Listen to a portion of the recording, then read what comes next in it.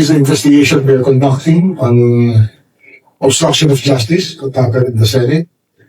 And in that light, sumagot na po si former Senate President Alan Peter Cayetano. But surprisingly, one person has chosen to ignore the Ombudsman's order. That's Senator Robin Padilla. May aligasyon na ako daw po ay hindi sumusunod sa batas. Nakakalungkot po ito sapagkat hindi po ito totoo. Kung gusto po ninyong mag-eksplika ng inyong mga saloobin, problema, maaari naman po ninyong gawin yan sa labas po ng oras ng impeachment court. If we have to clear the Vice President, then let's clear her.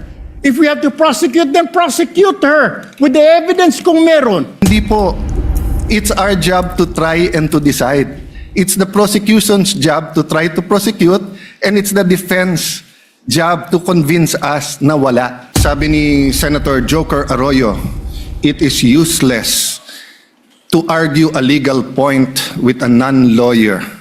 Senator Miriam stood up here many times and said, kaya ka nga nagpo 4 years na law school. I do not have 4 years of law, but I have 29 years of lawmaking.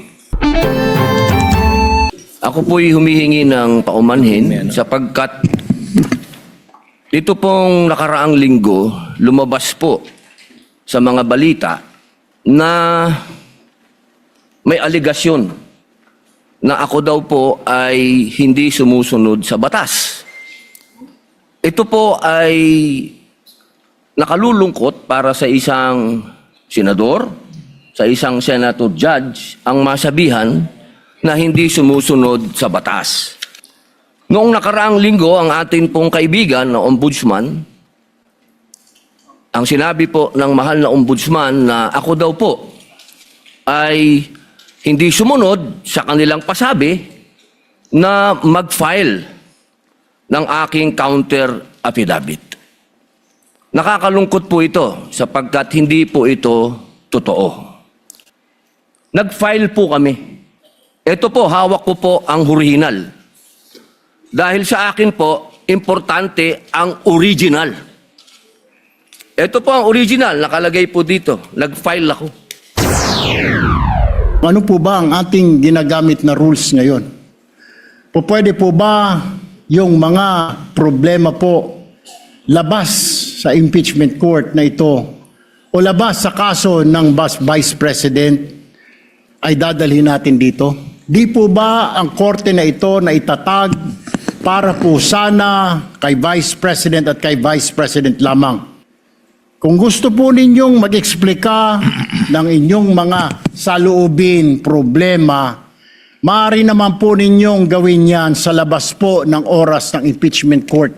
Hindi po pagdidepensa sa mga sarili natin kung tayo inaakusahan ng kung anong mga ahensya, kung tayo po ay may mga kaso, may mga investigasyon.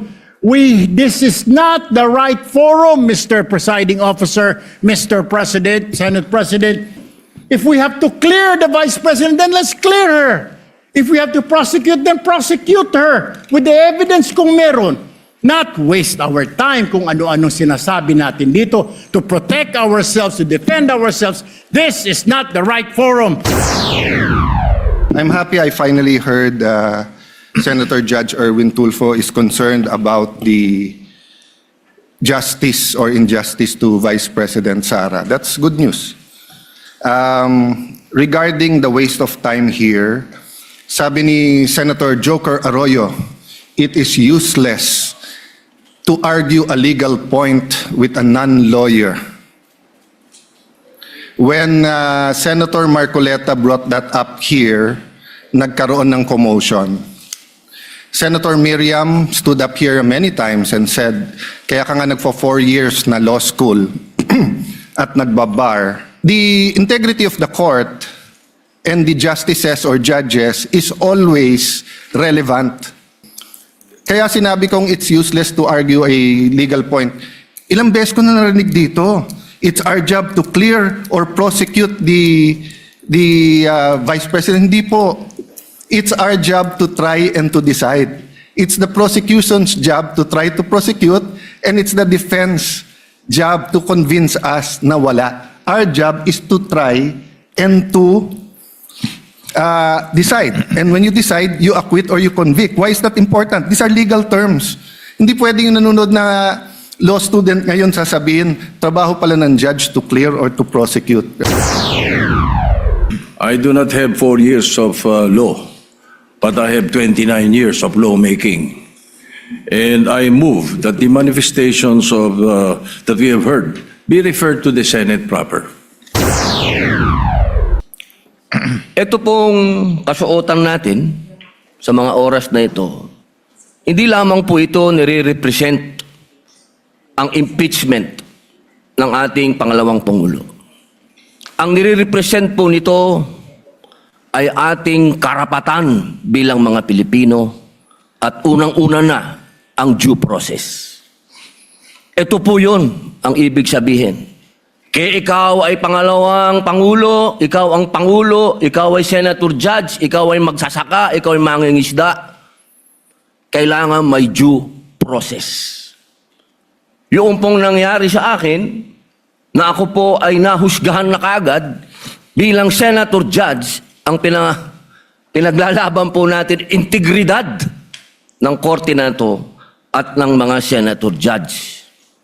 Kaya sana po wag nating kalimutan na ang bawat Pilipino ay may karapatan, lalong-lalo na sa usapin na ikaw, ako, sa oras na ito, ay Senator Judge. Yun lamang po, napakaiksi lang. Due process, mga mahal kong kaibigan, mga mahal kong kababayan, maging prosecution, maging defense, sa ating lahat, wag nating kalimutan, pantay-pantay tayo sa batas. Yan ang ating Bravo Balita. Salamat sa panonood. Follow at subscribe at like na po kayo sa aming Facebook, YouTube at TikTok channel.